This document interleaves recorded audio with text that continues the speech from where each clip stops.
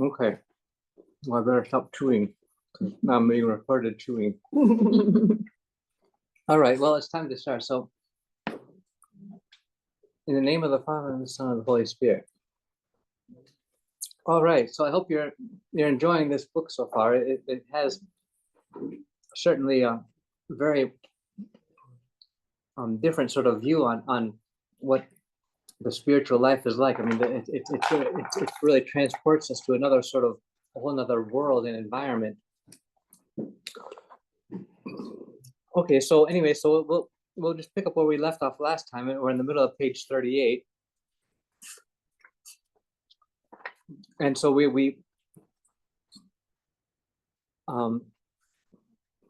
so number 31 there. He taught. It is where Saint Anthony receives a letter from the Emperor Constantius, asking him to come to visit him in the capital.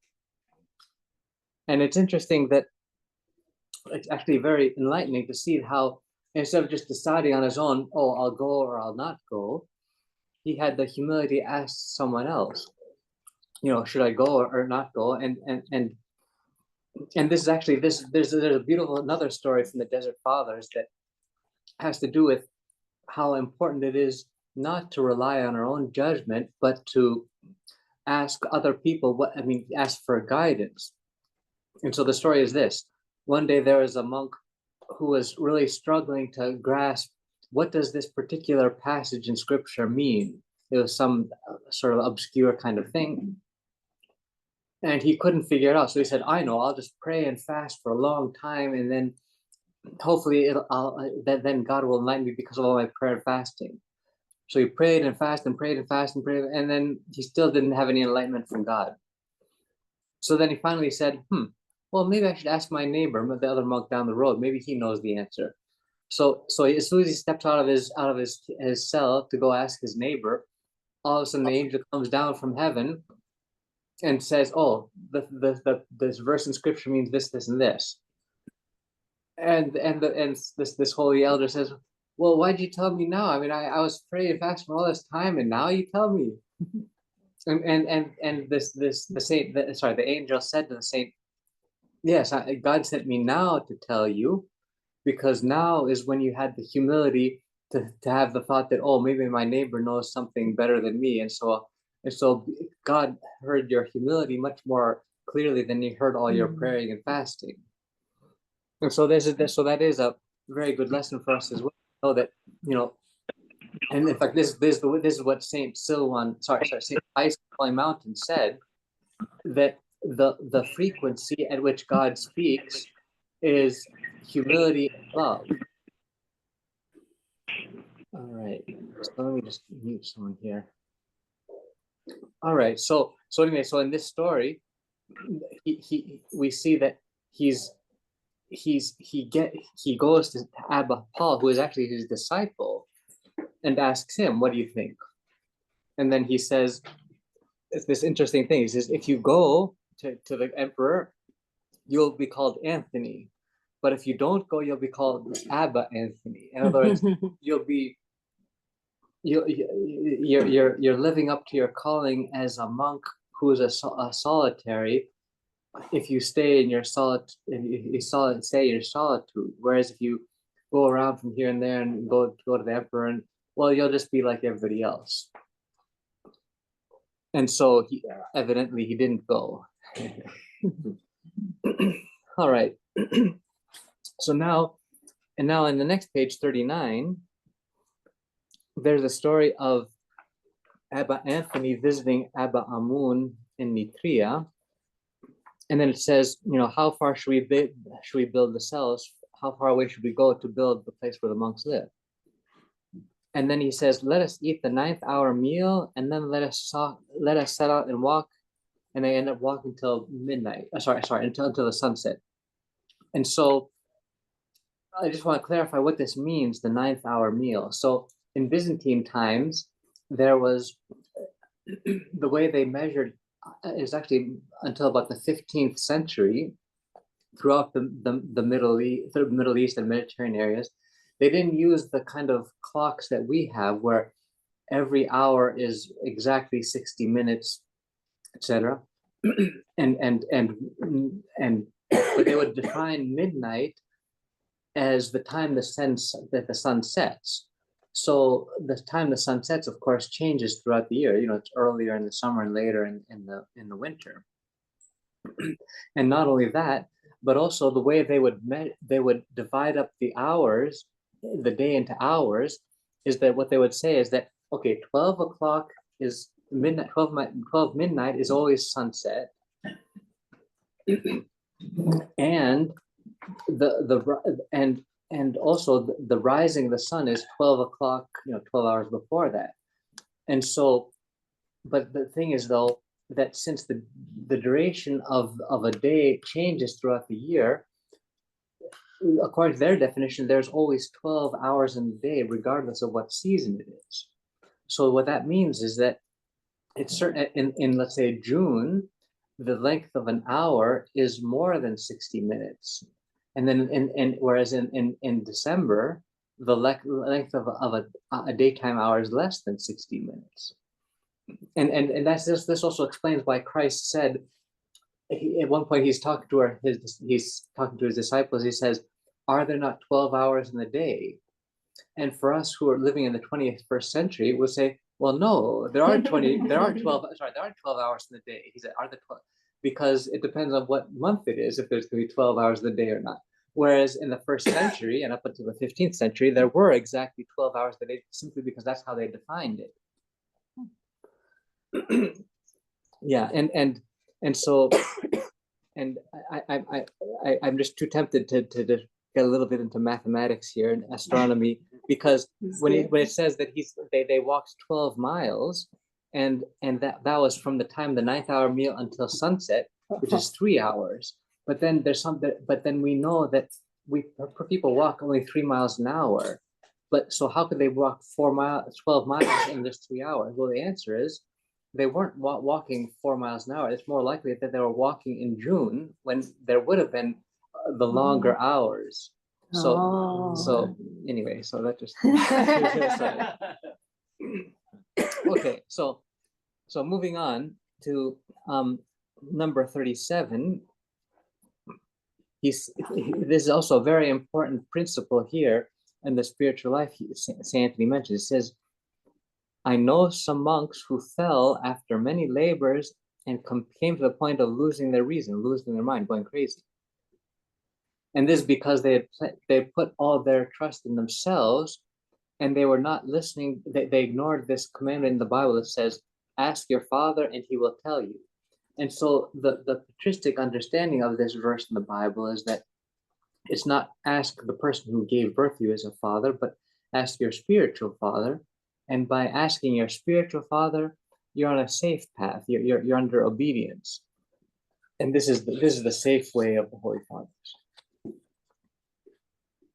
All right, so that's all I have to say about the sayings of Saint Anthony. So we can move on to Abba Arsenio, Saint Arsenio, unless you had any other things I skipped over you want to mention.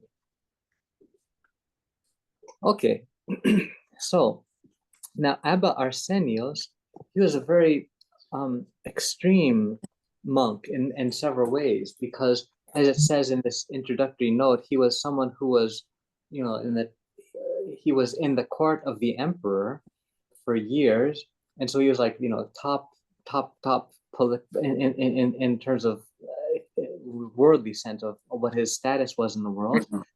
And then from that, he decided to become a monk, and not just a monk, but a monk who would be very isolated and not talking with people.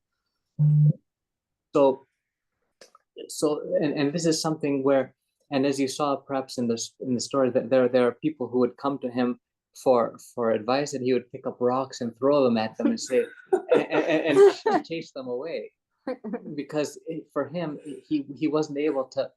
He was so caught up in prayer to God in an intense way, and that gave him so much joy and peace and just, it was just something so sweet for him, that he wasn't willing to sacrifice that even for, being, having company and spending time with people.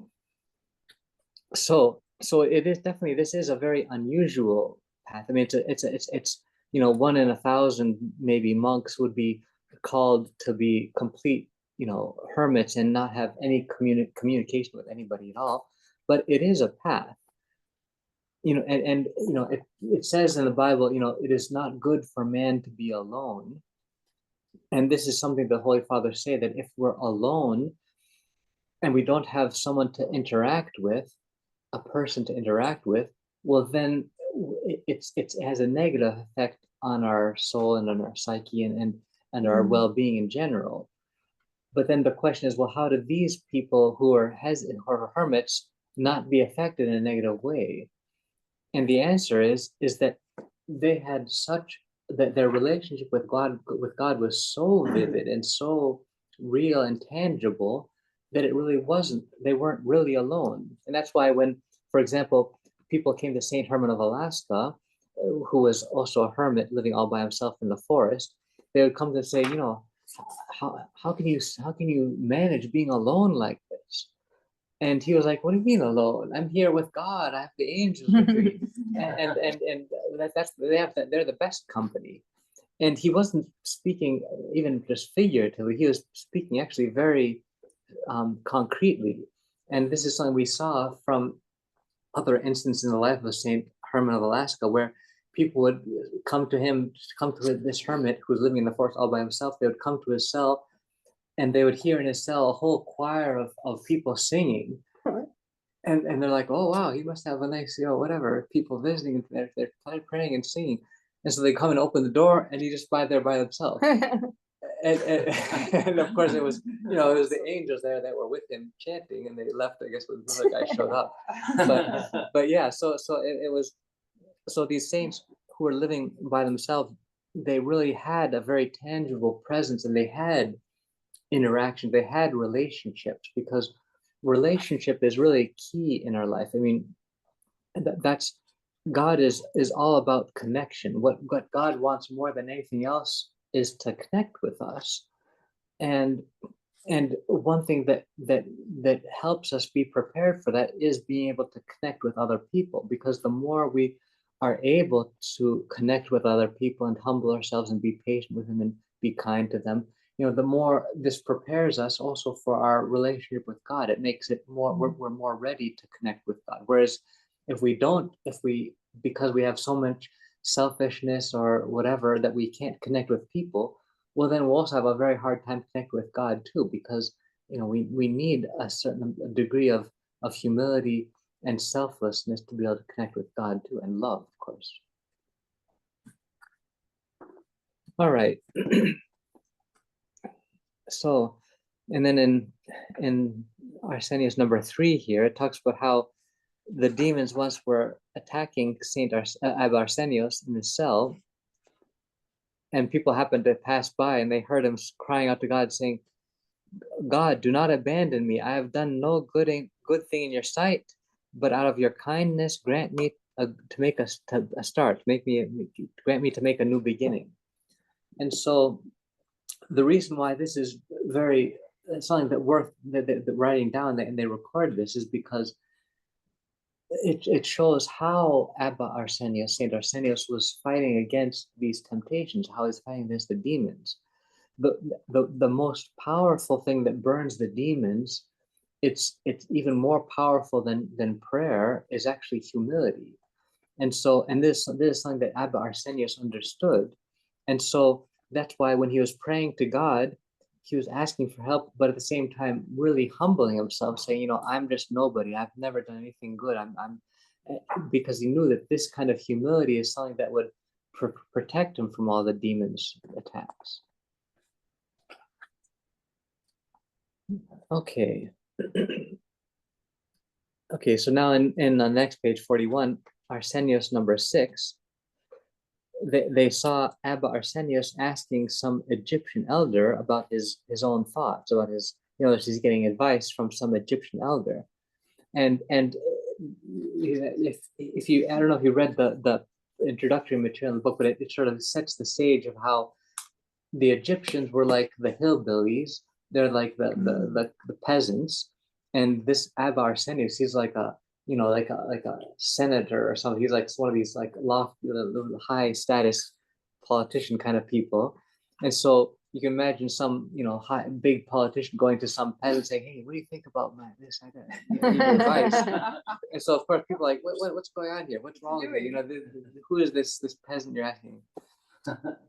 And so, but then Abba Arsenio said, yes, it's true. I know Greek and Roman learning I have, but he says, but I have not yet learned the alphabet of this rustic.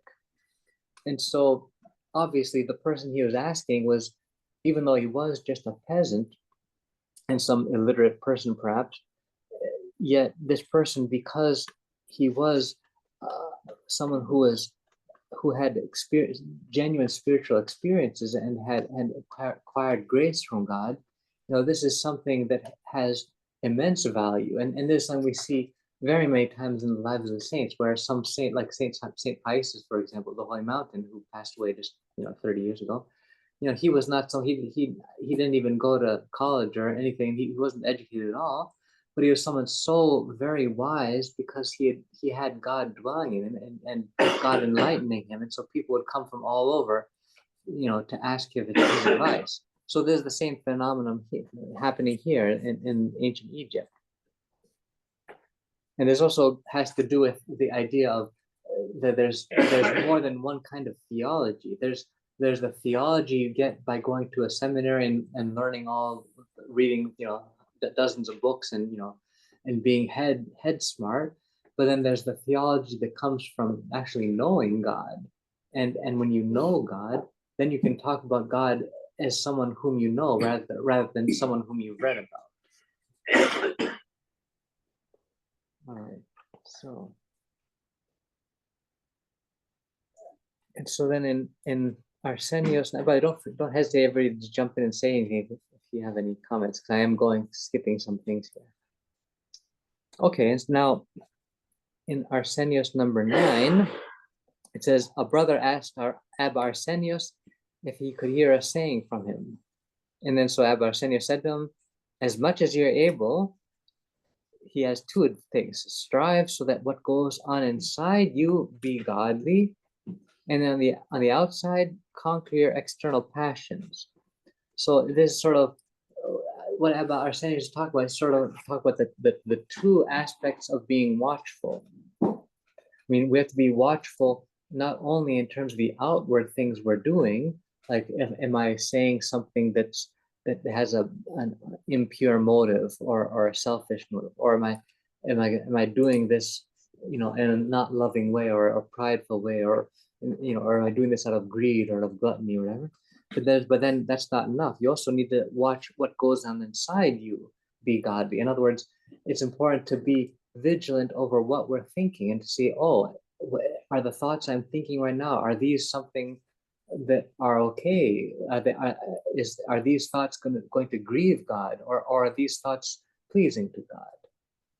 And so this sort of emphasizing the value of watchfulness in our spiritual life. In other words, not only are we doing whatever we're doing outwardly or inwardly, but at the same time we need to be monitoring. And what am I doing? Is this okay? Is this not okay?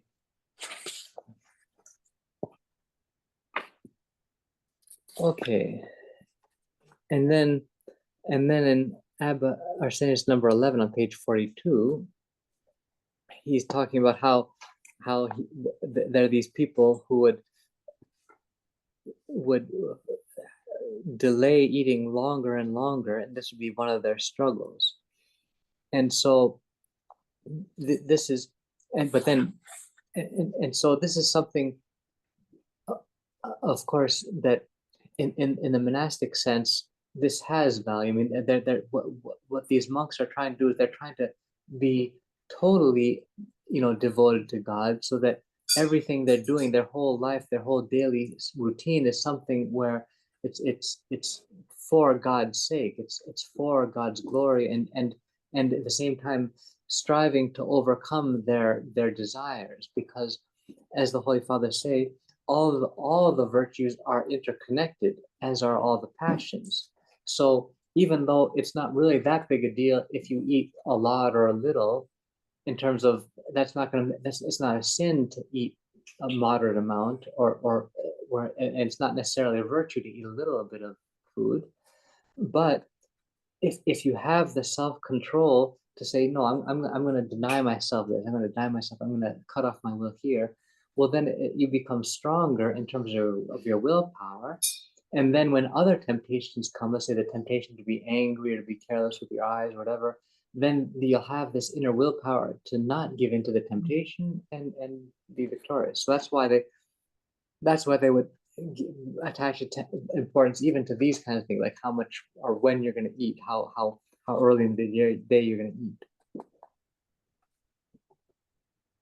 Yeah, and then so likewise along the same lines in Arsenius 14 on page 42, we have it talks about how Arsenius would just sleep. He would stay awake all night, and then just towards the dawn, he would just snatch a little sleep and say, and he as if talking to sleep, as if it's a being said, "Okay, come here, wicked slave." and then it says he would sleep for 1 hour. It says at the bottom there, 42. It says, "If it is enough for a monk to sleep 1 hour if he's a fighter." And now, of course, we need to take this into context, because one thing that obviously, if we try to sleep for just 1 hour, we'll just fall apart, and we'll be like barely standing on our feet, and barely, we won't be able really to function. Whereas the reason he says if he is a fighter, it's not because these people were just like, I'm gonna force myself to wake up, but it's really because these people had so much grace because of their spiritual struggle, that this grace enabled them to reduce their physical needs to these extremes that would be unthinkable nowadays. Like this idea of sleeping 1 hour in a 24-hour period, or I think I mentioned last time how St. Pius the Great didn't eat anything for 40 years except for Holy Communion. And you hear about all these Russian saints who were in Siberia, and they had like almost nothing on, and they weren't freezing. And so these are supernatural things that, of course, it's amazing and beautiful for people who have that much grace. But if we try to force it to happen before we have that grace, it's just not going to work. We'll just fall apart. Yeah. So that but it is fascinating to see how it is that God's grace is so powerful that it even transcends these human needs that we otherwise would have. And the other thing I would say about this is that the other big reason why he and other saints would sleep so little, it's not like they're just trying to say, okay, let me see. Like it's not like some weightlifter trying to see, like, can I weightlift 500 pounds? And I think, let me go as much as I can. But it was actually from a whole different perspective. It was something where these people had so much love for God, and their prayer was so intensely sweet that they just couldn't stop praying and sleeping. It's just like St. Gregory the theologian said, he says, he said, sleep is sweet, but nothing is sweeter than prayer. And so, of course, the prayer he's talking about is clearly something different from what we're experiencing when we pray. I mean, when we pray, we're just barely even keeping our mind on what we're trying to say. Whereas when these saints are praying, obviously they're at a whole nother level of intensity that was so fulfilling and so sweet to them that they didn't even want to sleep. So yeah, and so that really amazes me, because for me, I really love sleep. It's hard for me to imagine something sweeter even than sleep. It's just like, so yeah, so but that's okay. So and anyway, so now on to page 43, Arsenius number 16. So here this this story is a little bit it wasn't quite exactly clear what happened here, but the one thing that is clear to me is that when Abba Arsenios was not given these few figs, his share of these few figs, because they figured, well, just a couple of figs, no big deal, no bother, don't bother him. The way Abba Arsenios dealt with this reality when he found out that everybody got figs except for him was not like how most of us would react, like, oh, why didn't they give me? Don't I deserve some? But he had the opposite sort of reaction. He's like, I'm not worthy to receive these figs. And he would really believe it. He would say that, and this kind of humility, of viewing ourselves without having rights. This is an extremely safe place to be spiritually, because when we sincerely believe we don't have any rights to let's say, to have these extra figs, or to be treated with respect, or whatever it is that I think I deserve and I would like, well, then I'm so low down that I can't fall over. I mean, it's in other words, you've already humbled yourself so much that you're always going to be at peace. And so this is the beauty of humility, is that when we can really convince ourselves that we're not worthy of something, and if we can do this without falling into despair and depression because of that, well, then we're at peace no matter what happens to it. People can even punch us in the face. We'll be like, oh yeah, well, I had it coming. And so imagine, you can just imagine how much peace and just freedom from anxiety these people would have. So it's a very beautiful thing. Of course, the question is, well, how can we get there? And I mean, this is something that acquiring humility, it's extremely difficult. In fact, Saint Ephrem of Katonakia, he was one that passed away 30 years ago. He said, humility, that's such a tough virtue. In order to get just a little drop of humility, you have to have a whole ladle full of just torment. and so yeah, so it is a hard virtue, but it's also so precious. Yes. Teach that to children, though. You know what I mean? Like, that would be so confusing for them. How to teach humility? I'm not that you could teach humility, but yeah, so experience it or be humble. I mean, yeah, a good example, but yeah, so see, it's tricky because we have to differentiate with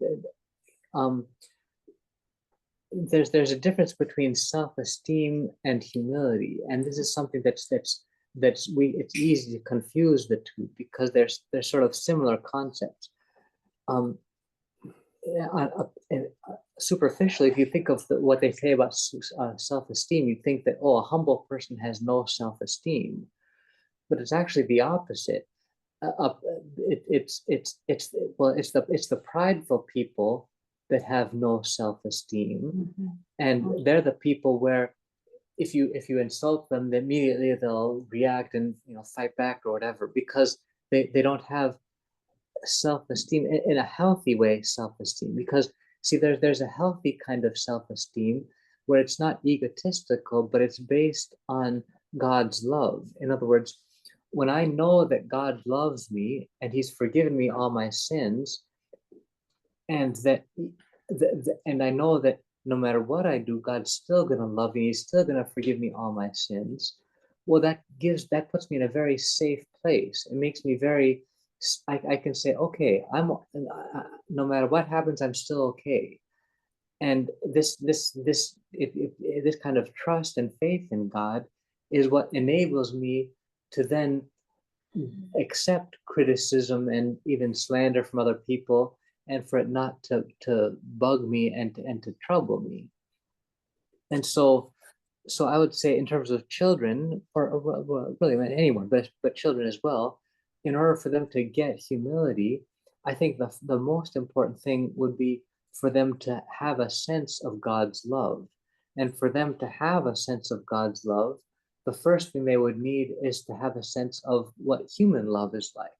And so if they can experience from their parents unconditional love, that their parents love them no matter what happens. Of course, this is not the same as spoiling your children. Love, unconditional love doesn't mean, giving your kid everything he wants. That's not love. But unconditionally loving your children, which is really a firm kind of love. And if this is what the parents are consistently showing to their children, well, then this will naturally build up a healthy, what people call self-esteem, but it's really a grounded, being grounded in love, and in love from your parents and love from God. Then this will enable them to be humble in a true way. Because the problem is, when we have ego, when we don't, and when we have this low self-esteem because of our ego, we're psychologically unhealthy. And as a result, if we try to humble ourselves, we'll end up falling into despair and depression. If I start saying to myself, well, I'm bad, I'm a sinner, I'm the worst, but I don't have a sense of God's love, or even maybe love from other people, well, then I'll just fall into despair. I'll just say, well, I'm not worthy of anything and no one loves me. And so why should I even be alive? And you just get depressed. And so this is why it, it takes someone who's has a certain degree of psychological health before they can actually be humble. And there's also the same reason why Elder Zacharias in Essex has taught that only someone who's psychologically healthy can truly be obedient. And because it's only when you have true willpower can you say, okay, I'm going to choose to cut off my will and obey this elder, my spiritual father. Whereas someone who's psychologically unhealthy will be in a mindset, oh, I have to obey him and I have no choice, so I'll just have to obey him anyway and just deal with it, which is a very dark and unpleasant kind of way to be. So, Papa, can I say something to that? Yeah, go ahead. So, I just want us to think about something here, and I don't know the answer to this thing that I'm wondering about, but when you're talking, it's really tempting to think that psychological stability or maturity is like a stable, static thing, and it's either something you have or don't have. But Yeah. I think that's really too simplistic. I don't know for sure how to tease it all out, but it's like a person can grow into maturity, and a person can also think that they're mature and not be mature psychologically. And a person can eventually achieve the thing that their parents weren't able to help them get, once a person is, and even as when a person is an adult. I just want to add that. Like, Yeah. it's not hopeless if like your parents weren't able to do, the job that they were meant to do. Oh yeah, definitely. Yeah. Thank you for that. Yeah, and that is very important to know that psychological health. It's very, in many ways, like it's like our physical health. I mean, you can just like you can grow up in an physically unhealthy environment and have some whatever, but then you can also take care of your health and eat correct, have a good diet and exercise and sleep well, and then you get healthy again. So yeah, so these things, they're definitely not static, and they are Papa things Sam, that are. Yes, go ahead, Joanna. sorry, a few blessings, Papa Sam. One question about mental health. Is it a selfish thing to want to take care of it? Is our Lord, because we're supposed to be so selfless and giving of everybody around us, and you've always said something about always having balance in our lives with everything. Never always said not to the right, not to the left. But when it comes to mental health, and we all go through periods of times where mentally we're not healthy. Not that there's anything wrong, but psychologically we're things have happened in our lives where we're just not well. Is it a selfish thing to put yourself always in environments where you can maintain that mental health, or is that selfish and not pleasing to the Lord? I hope that makes sense. Yeah. So in a general sense, there's selfishness. The way I understand the word selfish is, it's when we're doing something that we're caring for our own needs, at the expense of other people. So, you know, there's only one piece of pizza and I'm going to eat it, and I don't care if the other person's hungry. That's selfish. Okay. So, but I wouldn't say selfish means caring for your own well-being when it doesn't hurt other people. And the Holy Fathers do say, when they comment on what Christ says about the commandment, love your neighbor as yourself, the implication of loving your neighbor as yourself means that you're loving your neighbor and yourself. In other words, you do love, there is a healthy kind of self-love that's not selfish. And so, for example, if I'm caring for my health of soul, of body, by eating good foods, or health of soul by praying, having, or health of, you know, just caring for my well-being, you know, this is not a bad thing. It only becomes selfish if in order to do this, I need to actually hurt someone else in the process. Well, then it becomes selfish. So yeah, so I would say in general, we do want to care for our own well-being. We just need to be careful. If in doing so we're going to hurt someone else, then we'll have to be a little bit discerning. And okay, where's the balance here? Okay. Okay. All right. So now moving on to Arsenius 19 on page 43. It mentions this part of his life where whenever there was ripe fruits, Abba Arsenius would say, yeah, I'll have some. And he would just taste a little of them all, but only once, and give thanks to God. And now there's two reasons for this. One reason is that there is a teaching of the Holy Father that says we have to be careful if we're living very ascetically, not to start thinking pridefully about ourselves that, oh, you know, I don't eat this, I don't eat that, and I'm you know, really continent and everything, and not like those guys over there, you know, because then we're judging, we're just like the Pharisee.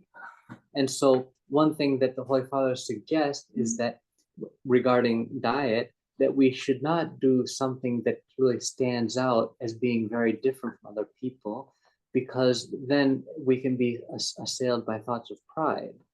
And so that's why he would so all the other monks were eating these fruits, so he said, okay, I'll also eat them.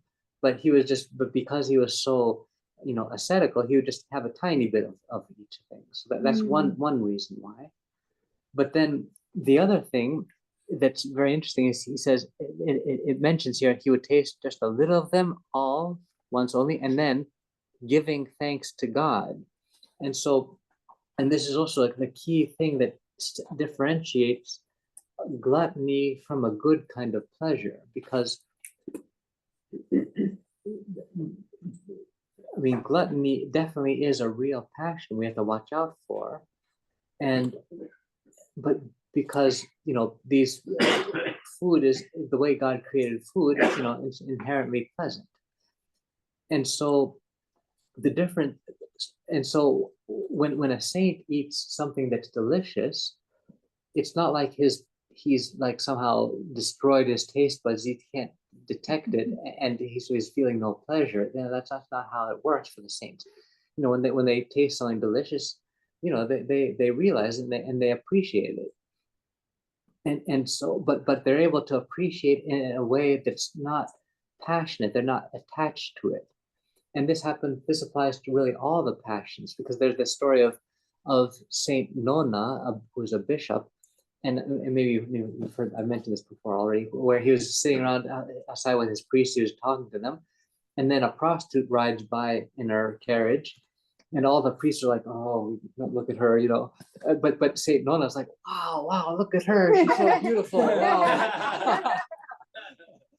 And of course, he wasn't doing this in a passionate way, but he was doing it in a dispassionate way. In other words, he was saying, he was saying, wow, isn't it amazing how God created her so beautifully? And he was saying, yeah, look how hard she's trying to make herself beautiful, and she's really doing, and look at us, we should make our souls beautiful. We're not trying half as hard as she is. So there's even though he saw this person who was very seductively dressed, his mind didn't go there because it was free of that kind of passionate attachment to it. So he was able to see the beauty of this person, and even and give thanks to God for that beauty in a way that he wasn't enslaved to it. And so the same way here we see this person, Abba Arsenis, who was giving thanks to God for all this delicious fresh fruits he was getting. All right, so then now in the bottom of page 43, number 21, they mentioned that his cell was 32 miles away. And again, immediately my math brain kicks in. I'm thinking, okay, so that's an 11-hour walk. So in other words, in order to get there, you'd have to start in the morning and you get there at the very end of the day. So in other words, there's like the limit of how far you could go. So yeah. But then it says when the Skeet was devastated because it was invaded by some pagans, and it was actually this, I looked it up, it was 407 AD that the Skeet was devastated. It was ransacked, and then 410 was when the Visigoths sacked Rome. And so he just came out weeping and says, the world has lost Rome and the monks have lost Skeet. And so he must have been thinking, the world must be coming to an end. And the end of the world is actually something that it's been very frequently on the minds of people. And even in the first century, it even says in the writers of some of the writers of the New Testament, like St. John the Theologian, saw that he thought the end was near. And so that is it is something that we're expecting, because we always know, we know how the world is going to end. It's very clear from the book of Revelation that there will be an end to the world and that there will be an Antichrist beforehand and everything. So it is something on the minds of people, but nowadays it's something I think even more vividly on our minds, just because we can objectively now say that things are exponentially increasing in ways that have never been before in history. And so it wouldn't be at all surprising for things to change drastically in the very near future. So, yeah. Okay, so anyway, and then Abba Arsenis number 22, Abba 44, he's talking about, someone asked him, should we be so strict with ourselves that we have no refreshment in our cell at all? And because he said, I saw some other monk, some other brother who did have a few vegetables growing, but then this brother decided, well, that's too luxurious to have these potatoes and whatever zucchinis growing, and so he actually pulled them out, so he wouldn't even have that. And then Abba Arsenius says, well, yes, it is good if you can have that level of self-denial to not even have these simple comforts. But then he adds, but only if you have the strength to do this, because if he doesn't, he'll regret it, and then he'll just plant them again. And so this reemphasizes this common thread of the Holy Fathers, where moderation is very important in the spiritual life, and we don't want to go to some extreme or bite off more than we can chew, because then we'll end up regressing. And so the same thing we can also apply to our own lives, because there might be a time in your life where you get a lot of zeal and say, okay, from now on I'm going to pray 6 hours every day, and I'm going to fast like this, and and then you get burned out, and that's not doing yourself any good. So yeah, so it's key to have moderation, and one thing that makes moderation it makes it much more easy to be moderate is, again, when we have a spiritual father, someone whom we can get advice from. Because if one of you were to go to your spiritual father and say, I'm thinking of praying like 8 hours a day, what do you think? The priest would be able to say, what, are you out of your mind? That's not going to work. Yeah, you might be able to do it for a couple of days, maybe in a couple of weeks, but afterwards you'll just get so overwhelmed, and it'll be so much of a burden that you have this obligation to pray that long that you'll get sick of it and stop praying altogether. So yeah, so that's why having someone to get advice from for spiritual matters is very important. Okay. Yeah. Yeah, and then on Abba Arsenis 23, I just put a big question mark on that one because I just totally didn't even get what was the point of that. I don't know. Do you guys have insights on that one, or I'll just skip that one? Yeah. Okay. Okay. We'll move on then. Yeah, because some of these things they're really cryptic. I mean, they're really hard to understand. Yeah, and then number 25 there on page 45, when he says that he was living in a place that lived near there's some reeds. When the wind blew, that the reeds make some little noise. And Abba says, "What's going on here? What's all this noise?" and then he said to them, "Yeah, you know, when you're living in hezekiah and quietude, and then you hear even just the sound of a bird, you'll lose out, you'll miss out on the benefit of quietude, and then how much more so you who have these reeds blowing all the time in the wind." And so, of course, now this is something that's not applicable to us because, well, first of all, we're not at that level, but also I think our ears are almost deadened in the sense because we constantly hearing, the sound of the highway traffic or sound of this. But I did see it. I did find it interesting to see that even some contemporary people found these contemporary saints, found this kind of noise bothersome. For example, in the life of Saint Cyril on the Athonite, he had a clock that ticked every second, tick, tick, and he just couldn't pray with that thing going, so he had to like stick it under the covers, like and also even like Yaron de Frem, he was also very sensitive to noises like that. So we had a forced air conditioning unit in the downstairs below him, and whenever it turned on, it would make this very low frequency noise, or like a very low sort of rumble. It wasn't even that loud, but as soon as as soon as the thermostat kicked in and turned on, immediately he'd call down on my phone and say, "Hey, what's all that noise down there? What's going on?" I said, "Oh, yeah, the freaking the thermostat, the AC turned on. Okay, I'll turn it off right away." So I run and turn it off. And so of course this is in Arizona where it's like 100, 110, 150 degrees, and so that meant whenever Yanda was in his cell, we weren't allowed to turn on the air conditioning, and so he'd be in his cell all night and then several hours during the day. So as soon as he leaves the house, we run to the air conditioning.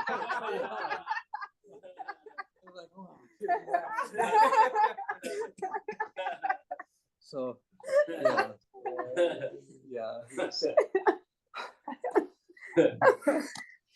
So yeah, and sometimes he wouldn't leave, and we'd be just suffering in there. Yeah, but of course we were happy to have him, but it was just it came with a price. Yeah.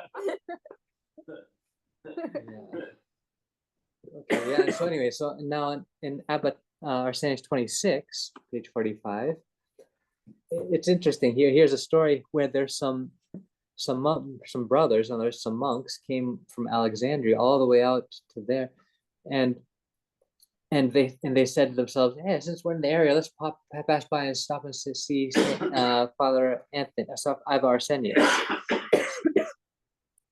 And so Abba Arsenius asked, he asked, did they come here all this way just to see me, or what was the deal? He said, "Oh no, they're just past. They're actually coming for another reason, and they figured they'd just take advantage of the opportunity of being around to come by and see you." And then Abba Shani says, "No, don't. Well, then I'm not interested in seeing them, because in other words, he didn't want to see people who are coming sort of almost out of idle curiosity. He wanted to only see people that had a real need that to see him."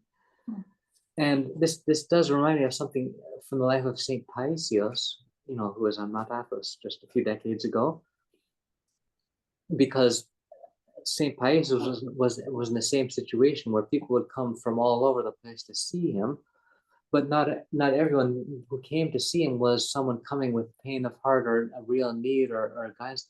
there are people that would come out of just sort of idle curiosity, sort of thinking, who is this father? Who is this Yarda Pisces everyone's talking about? I want to go and see him, just sort of out of curiosity. And because St. Pisces had this gift of clairvoyance, he could tell when people are coming out of just curiosity and when they were coming for a real reason. And so likewise, he wasn't interested in seeing that people were coming just out of idle curiosity. So in fact, one day he knew that some people were coming out of curiosity, and so what he did is he left his cabin. He went out in the forest, but the cute thing, because he also had a great sense of humor, he left a sign on the door on his gate saying, "The monkey is absent." In other words, as if he's like in a zoo and there are people coming to see the monkey.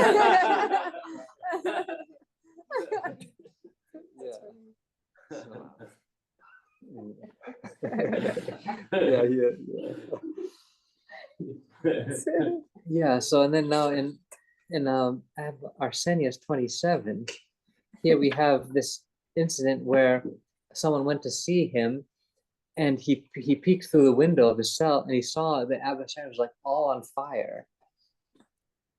And so then he knocked on the door, and the elder came out, and the elder saw this monk like looking with a face like, what's going on in here? And so Saint Arsenius says, "Hey, have you been here long?" And he's like, "No, I haven't." He said, "Did you see anything?" Because Arsenius clearly knew that he was in some lofty state of prayer that would have been visible as And he said, "No, I didn't see anything." And then they talked and they left. So yeah, so why do you think he lied? I mean, is it okay to lie like that? Because no, yeah, I don't. Well, you're not supposed to lie, right? yeah, you're not supposed to lie. Did he think it would be harmful if he told him? Yeah. So the thing about lying, well, in general, the Holy Fathers have said that whenever we have the choice between two negative things, we should always choose the lesser of two evils. And so it turns out, in just the practicality of life, a lot of times saying a lie is actually the lesser of two evils. It's still, according to the Holy Fathers, lie, even if you're lying for a good reason, it's still a sin. It's still something you need to confess. But that doesn't mean it wasn't necessarily a mistake to actually say the lie. And so here in this situation, I mean, if this monk did say the truth and said, "Yeah, I saw you're so holy, you're all on fire, and you're like this," this could be worse, because it could be a real temptation for this saint, because they say that the worst thing you can do to a monk is praise him to his face. And so this would be like praising him if he would say, "Yeah, I saw your fire is awesome. Your prayer is amazing.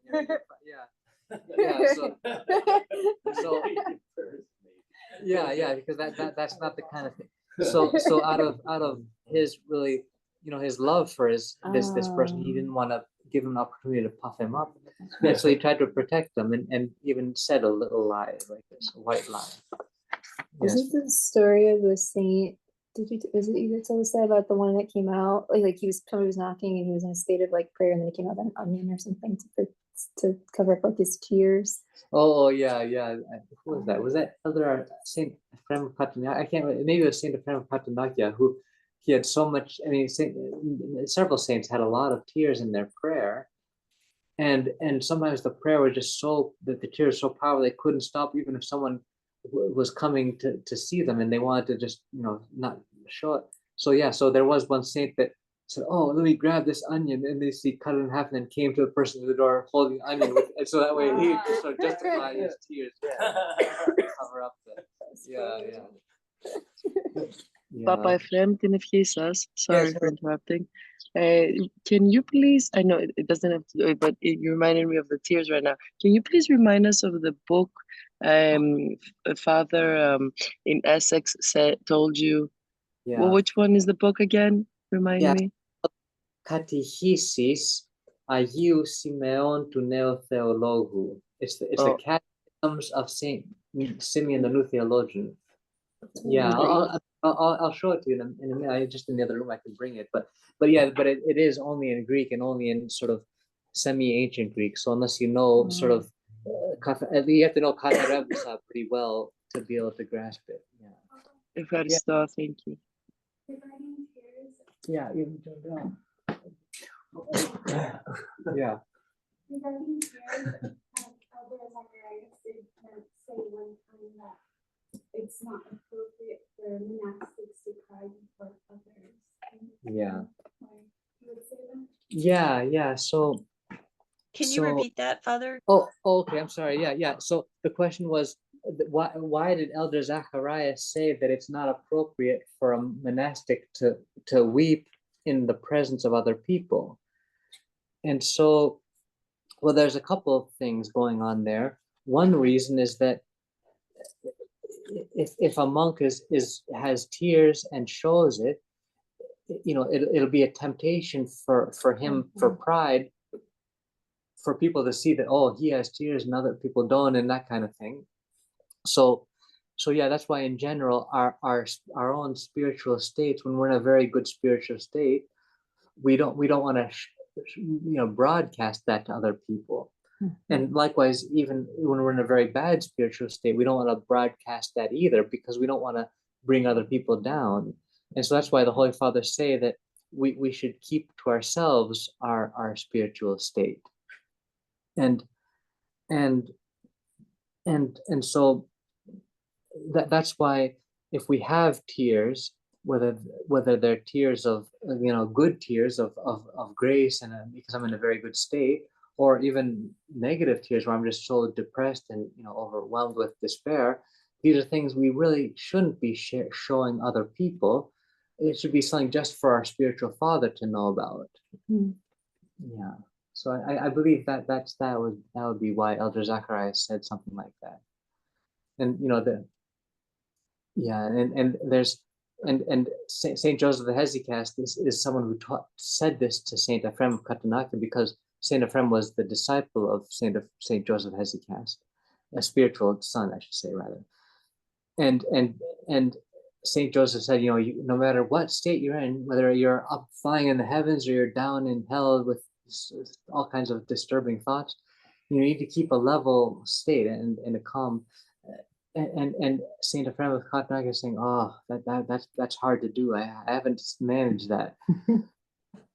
And there's one incident in the life of Saint Joseph the Hesychast. I'll just have to end with this because we're running out of time, where